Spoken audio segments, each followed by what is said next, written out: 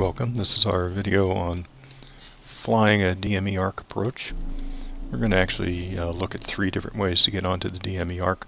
We'll only fly one of them completely, try and keep the video short. There are 3 basic ways to get on.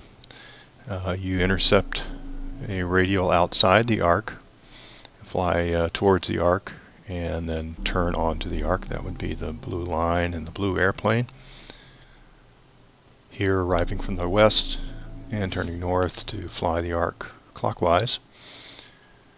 Second way on, it would be to, for example, if you were coming from the northwest, the yellow line and the yellow airplane, you would cross the VOR, which in this case is also an initial approach fix, make the turn onto the arc, in this case a left turn, and fly counterclockwise, or enter on an extension of the arc, the green airplane, and fly to the initial approach fix, which we see here is DME or DME. So some tips for flying a DME Arc approach. Plan ahead. A simple rule for a turn would be 1% of your true airspeed and make the turn at a half standard turn. And if you have to air on the inside of the arc. Once on the arc, try to stay within 1 nautical mile. This is what's required to pass your instrument practical. And if you're going to make an error, air slightly to the inside, because if you do that, you can basically hold your heading and the arc will come to you. If you're outside, you're chasing the arc the whole way. So if you're flying with a horizontal situation indicator or omni head, make sure you turn the heading on the radial from the VOR, not to, the one from the radial. And again, if you plan ahead, your leader radials, if they're present, as they are here, this happens to be a fairly wide lead of 11 degrees. Otherwise, plan for a turn that's about 2/3 a standard turn, and this is typically 6 to 8 degrees at about 150 knots. This document is also referenced in the description here. I won't go through this. I give you the download for the document to look at on your own. We give some rules of thumb and then actually apply it to this this particular DME Arc that we're flying.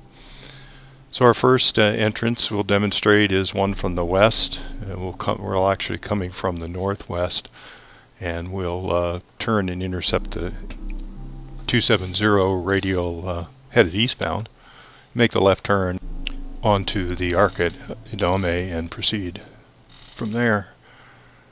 Note here we have the 270 radial. That's what we want to intercept, and we want to be to the west of DME, and right now we're headed about due south, and so we'll do a typical intercept of the 090 radial, and we're pointed about 095 degrees. We'll leave it there for a moment until the course deviation indicator begins to line up a little bit better, and then we'll make the turn to be due east inbound, the reciprocal of the 270 radial. So here you can see the course deviation indicator, the split part of the needle, begin to move, and we'll switch our heading from this 095, so we're going straight in on the 090 heading.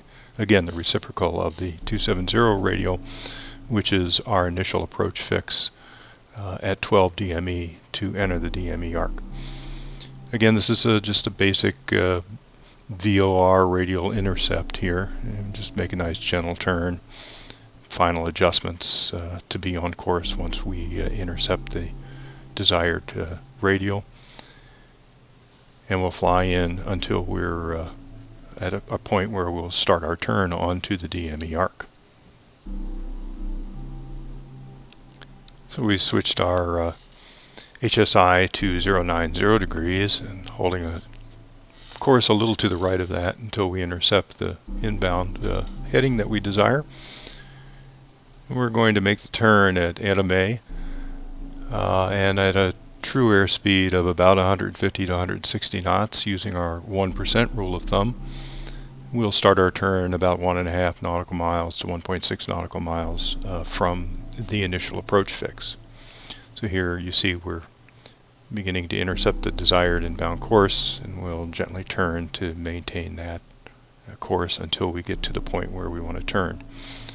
Once again, the rule of thumb, 1% of your true airspeed, and in this case that distance would be added to the arc distance since we're entering from outside the arc. So we'll enter at about 13.5 nautical miles for our DME arc. You can see here we're about 16.5 nautical miles out, still about 160, 150 knots, so about 1.5 miles prior to the 12-mile DME arc, or about 13.5 miles. We'll start our turn to the left, half standard turn, which at this speed is going to be about 11 or 12 degrees bank angle.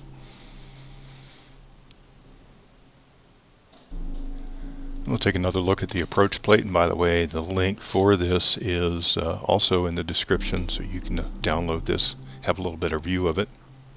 And right now we're about 14.5 miles out. We're planning our turn about 13.5 miles out, or 1.5 miles before the arc, with our airspeed, now true airspeed, about 140 to 145 knots. And our bank angle, as we said, would be about 11 or 12 degrees. If you're going to make an error, remember air into the inside of the arc. And remember, for a VOR or HSI head, you want to turn to the radial. You don't want to be pointing the needle at the VOR. It wants to be pointing away from the VOR. So we've reached 13.5 miles, and we're starting our turn. About a half standard turn here, 12 degrees or so, and we'll hold this turn as we come around and intercept the arc. This is fairly straightforward. You'll end up just within 1/10 or 2/10 of a nautical mile. Do remember to correct for winds if necessary. Sometimes winds can be a significant factor. And here we've moved the HSI 10 degrees, in this case to 290 degrees since we're flying clockwise, because we've already flown, of course, past the initial radial. That was where we turned. And now we're about to cross the 290 radial. And you can see we're about 1/10 of a nautical mile inside the arc, which is fine. We're just going to hold this heading and let the arc come to us.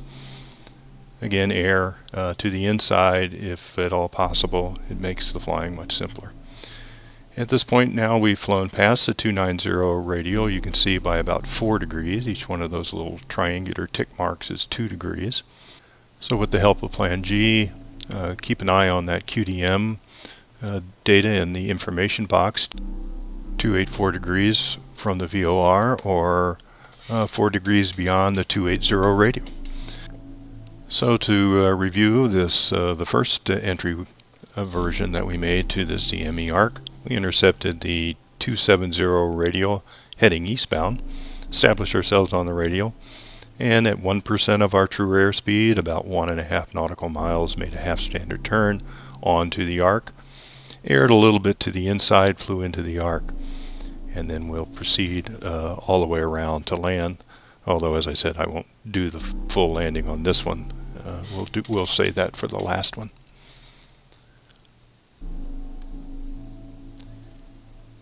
In this case now, we're going to fly from the northwest, heading southeast. We're going to cross the VOR. It happens to be an initial approach fix. We'll maintain ourselves at the minimum safe altitude, 3,200 feet, until we do cross the Greenville VOR. Fly outbound on the 092 radial and intercept the DME arc, in this case about 1.5 miles before we get to the arc.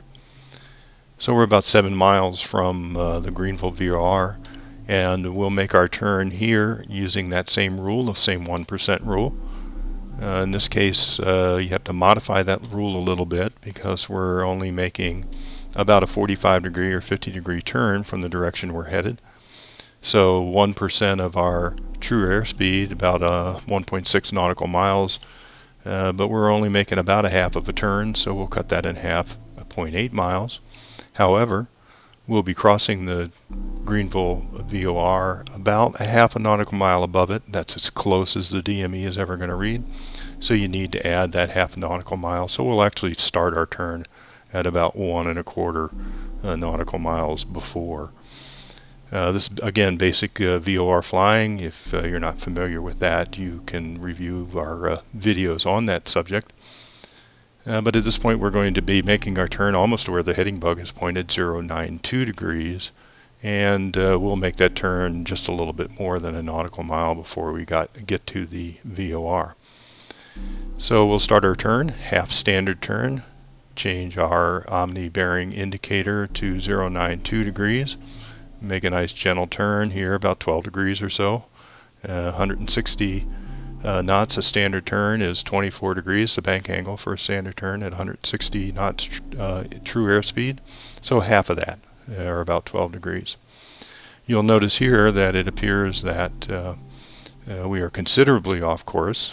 The to from triangle has changed to from, but we're only about 0.8 of a mile, now about a mile away, very close to the VOR station. So you'll notice that we're only going to move just slightly to the left. Things happen very quickly. You only need a small intercept angle. You can see how easily that you can intercept the desired 092 radio with just a few degrees to the left. Now we're about 2 miles out, and we're almost established on course. So we'll hold the 092 radio until we get to about 1.5 miles before the arc. Since it's a 12 DME arc, we'll start our turn 1.5 miles before that, or about 10.5 nautical miles. At this point, since the Greenville VOR is an initial approach fix, we can decrease our altitude down to the DME arc altitude of 2,000 feet. You want to watch your airspeed here. You don't want to get going too fast once you're on the approach. So we'll drop down to 2,000 feet and plan our turn to start about 1.5 miles before the 12 DME arc, or about 10.5 nautical miles. In this case, left turn prior to CCAR and using a half standard turn. And we slowed down now a little bit so we can make our turn maybe a little closer in, 1.1 miles or so before we get to the arc, or about 10.6, 10.7 nautical miles from the VOR. Again, half standard turn, 1% of your true airspeed, and that will put you nicely on the arc. So we'll start our turn now, 140 knots here, 1.4 nautical miles before the arc, and about a 12-degree bank here, and hold that until we're established on the arc. In this case, since we are actually on or were on the 092 radial, there's no need to change the HSI. It's already pointing in the correct direction away from the VOR. But as we continue the turn and the course deviation indicator gets to about 5 degrees or so off the course, we'll switch over so we can be on the next radial that we'll cross. And in this case, we're going counterclockwise. So from the 092 radial, we'll be headed for the 082 radial. You change your HSI 10 degrees at a time, and you adjust your heading 10 degrees at a time. Some call it the twist 10, turn 10. Twist the omni-bearing indicator knob 10 degrees, you turn the aircraft 10 degrees. We'll demonstrate in the next approach a technique that uses the radiomagnetic indicator. But on this one, I'm doing what I prefer to do, which is use the HSI. And you can see we ended up just a little bit outside the arc, just barely. And so we'll make sure we get back on. We're now at 12 nautical miles, 11.9, so we've worked our way inside. Always air to the inside if you can. And so we'll straighten the aircraft out here a little bit and fly pretty much the same heading until we're back on the arc. This aircraft happens to have a little added extra. I've put the omni-bearing heads from the Cessna 172 in here. You can see that in this case the omni-bearing selector is at 072 degrees, and we're about to cross the 072 radial as the needle centers. And we're a little inside the arc, and so we'll just hold this heading until we intercept the arc. As we go past the 072 radial, you can see that our course deviation indicator is showing us a radial is behind us. The omni-bearing head's a little bit more difficult to visualize, but if you imagine yourself looking out from the VOR, the omni-bearing needle shows that the radial set to, in this case 062, is to our left, or in the HSI it's still in front of us. But if you fly the Cessna 172 with a little practice, you'll get it. We're a little inside, so we'll hold this heading, and so we fly into the arc. And we'll take a look at our entrance here. Here we came from the northwest. We crossed the Greenville VOR, made the turn, and established ourselves on the 092 radial. Flew outbound until we were about 1.5 miles, or 1% of our true airspeed prior to the arc, and made the left turn on the arc. We were a little outside, went a little inside, and now we're established on the arc. Kind of imagine that the arc was just slightly over here where the arrow is, and then from there we continue around the arc and make our final turn at the leader radial and turn into land. And we'll show the landing on our third and final entrance, which we're on now. Here we're coming from the southwest, and we're going to drop our altitude down to the minimum safe altitude because we're going to intersect a extension of the arc, not actually on the arc. So we have to abide by the minimum safe altitude as shown on the approach plate, 3,200 feet, until we reach Idome, the initial approach fix, and then we can descend to the arc altitude of 2,000 feet. You'll also notice that there is a standard hockey stick procedure turn here, which in reality, if I were coming from this direction, I'd probably do that procedure turn rather than the DME arc. But in this case, since we're demonstrating DME arcs, then we're going to fly the arc. So here we have the RMI set to the Greenville VOR to demonstrate how to do this if you choose to use the RMI needle instead of the HSI needle. And we'll be coming in, as I said, from the south-southwest and establishing ourselves on the arc, maintain a minimum safe altitude till we cross the initial approach fix, and then descend to 2,000 feet. And what we're going to do here is I'm going to fly a little bit inside the arc as to demonstrate the use of the RMI needle. So we'll wait till we get to almost onto the extension of the arc at 12 nautical miles before we make our turn. You can see the RMI needle is pointing straight up, and in this case our course deviation indicator is centered, and so we're heading about 045 degrees. And we will establish ourselves on an extension of the arc, not truly on the arc. That's why we have to stay at minimum safe altitude until we get to Idome, and then we can descend. But while we're out here on this sort of artificial extension, we'll make a couple of changes that will demonstrate the use of the RMI needle.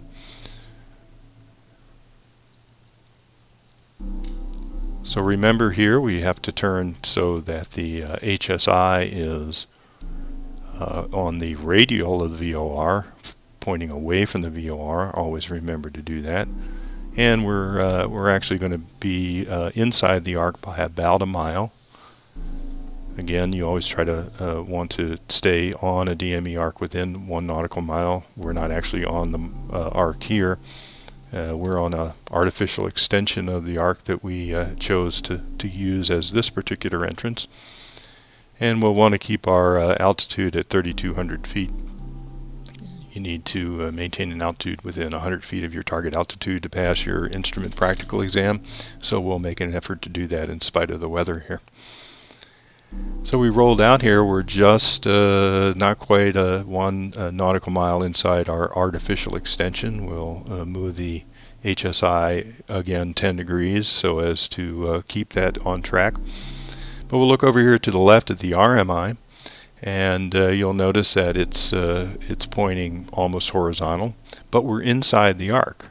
So in this case, if you picture a airplane, horizontal, wings horizontal across the RMI, nose and tail vertical, and that the inside wing, in this case the right wing, will be the one where we watch the head of the needle and make the adjustment for our position within the arc accordingly. So again, imagining your horizontal airplane, we have the RMI needle now behind the wing, that imaginary wing, and my way of remembering this is if the head of the RMI needle is behind that imaginary horizontal inside wing, then you're leaving the VOR behind. In other words, you're moving away from the VOR, and in this case that's exactly what we want to do. So we'll continue to keep that needle behind the wing, to leave the VOR behind or move away from the VOR until we get a little bit outside. And again, we're on the imaginary arc, so we need to be sure our minimum safe altitude is followed, 3,200 feet. Now we're just a little bit outside the arc, so we'll put the head of the needle ahead of that imaginary horizontal wing. And here I remember this: if the pointer of the RMI needle is ahead of the wing, you're heading towards the VOR, or going closer to it. A little corny, I know, and feel free to make up your own way of remembering this.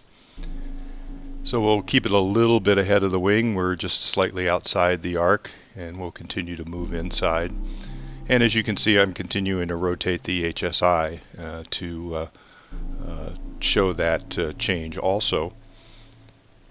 And once we're on the arc, we'll fly with the RMI needle perfectly horizontal. Of course, if you have winds, you have to correct your heading, and there may be a need to have a slight crab angle, which would result in the head of the RMI needle being slightly in front of or behind, depending on the direction of the winds, the imaginary horizontal wings of an aircraft on that gauge. In this case, winds are not much of a factor. We're just slightly outside, and again we'll move the heading of the aircraft so that the RMI needle is ahead of that imaginary wing, and we'll move in towards the proper location, which is in this case 12 DME. Once you're on the arc, you can continue to keep the RMI needle horizontal or slightly in front of or behind, depending on winds. Some folks try to hold a constant bank angle, at most 2 degrees, typically 1 to 2 degrees for most DME arcs. But for the most part, I tend to fly the HSI version of twist turn, 10 turn, as we described before. So here we are, we're on the initial part of the arc. We've just crossed the 270 radial, the Green Tree VOR, and we're going to continue to fly that in as usual. We'll keep the RMI needle on the display. You can see that it's pretty much horizontal right now. We're right on the arc, 12.0 DME, and we'll continue to fly around the arc in a clockwise direction until we get to the leader radial, at which point we'll start our turn to intercept the localizer and fly inbound and land. So keeping the RMI needle horizontal, or if you prefer to fly with the HSI as I do, it's twist 10, turn 10, moving the HSI needle omnibearing indicator 10 degrees once you're about 5 degrees from course. Well, here's our other pilot in the area doing that procedure turn, and it looks like we're going to have plenty of spacing. You can see that we're flying around the DME arc, and we're currently coming up on the 300 degree radial. Twist 10, turn 10, and notice that of course, since we passed the initial approach fix, we can descend down to 2,000 feet, which we'll be at in plenty of time. Next thing we'll encounter will be the leader radial, and that's where we'll start our turn. My preference is to make a relatively shallow turn at the leader radial. The rule of thumb document does talk about how to figure out what your turn bank should be, but I keep it slightly shallow and then correct at the end, because this keeps me a farther distance away down the localizer. It gives me more time to establish on the localizer, and also avoids being so close in that you are intercepting the glide slope before you're fully established on the localizer. So again, taking a look at where we are, here's that airplane that's doing the hockey stick procedure turn, and we will have plenty of clearance. He's about 7 nautical miles in front of us now and starting his procedure turn. And we'll move our HSI to the 320 degree radial. We're just slightly outside the arc, to make a small adjustment to bring ourselves back in, although being within a mile is perfectly fine. And next thing, as I said, that we'll watch for is that leader radial. In this case, coming from the west, it's at 245 degrees, and that's when we'll start our turn. Again, keeping the turn relatively shallow in the beginning. And once the turn is completed, we can descend further to at or above 1,800 feet, and then maintain that altitude until we intercept the localizer. And a quick look, we can see that our traffic is now on the inbound portion of the procedure turn as we continue around the arc to get to the leader radial, the 245 degree radial. Generally what I do is I'll get to a point that's about 5 degrees prior to the leader radial, and then switch the HSI to the leader radial heading. In this case, that'll only be a change of about 5 degrees. This puts me in close enough to ensure I know where I am, and allows me a little bit of time to switch the HSI over to the inbound course, the localizer course, in this case 177 degrees. So we're approaching the 340 degree radial. The leader radial is the 345 degree radial. So once we're at 340, I'll switch this to 345 degrees. Only another 5 degrees to go. We know pretty much exactly where we are. And when the split portion of the needle, the course deviation indicator, gets very close to lining up, we'll begin our turn. Relatively shallow turn in this case, about 9 or 10 degrees, and turn the HSI to the inbound course, 177 degrees. And remember, also tune to the localizer in this case. So we'll flip to the 177 degree course inbound, begin our shallow turn on this leader radial. This is a pretty good width of a lead-in here. Typically the lead-in is 6 to 8 degrees. We've got 11 degrees here. So plenty of time to keep our turn shallow. Move in, verify that our frequency is on the localizer 109.10, which it is. And once we are established on the localizer, we can begin our descent, should we choose, down to 1,800 feet. In reality, in this case, if you keep this initial turn fairly shallow, you should be far enough out to stay at 2,000 feet. But we'll go ahead and make the descent to ensure that we'll intercept the glide slope from below. Always, always intercept the glide slope from below. You never want to intercept it from above. So here we are. We're steepening our turn a little bit to finish the intercept of the localizer. And we can begin a descent down to 1,800 feet at this point once we're established. Remember to watch your speed, and at this point you'll be progressing in your final approach preparations. In some cases, depending on the aircraft you fly, you may find that you need to start this out somewhere on the arc, especially with turbofan aircraft or a larger aircraft, where you may have already put in a notch or two of flaps at this point. So we continue on the localizer. It's pretty much a standard VOR approach.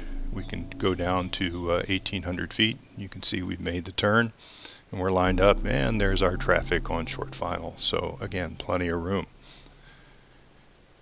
Keeping ourselves on the localizer, we're about to intercept the glide slope. We'll want to make sure that we're configured for final approach here. Gear down, 3 greens, full flaps. And we'll keep it on the localizer and on the glide slope and bring it on in. You can see here we got a little bit of a haze and we've got some storms, but we've got the runway in sight already, and I believe over there is the aircraft that landed just before we did. So at this point, pretty much a standard VOR approach. We've got a little crosswind from the right, so we'll hold a little bit of a crab to deal with that.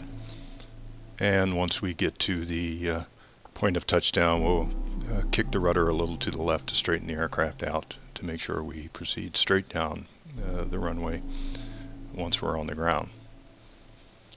And a little rollout, and we'll apply the brakes, and you're home.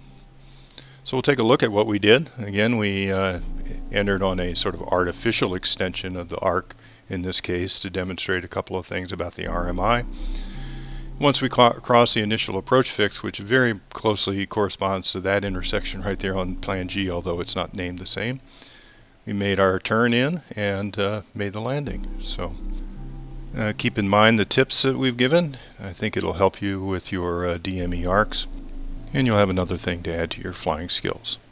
So thanks very much for watching. I hope this video was helpful.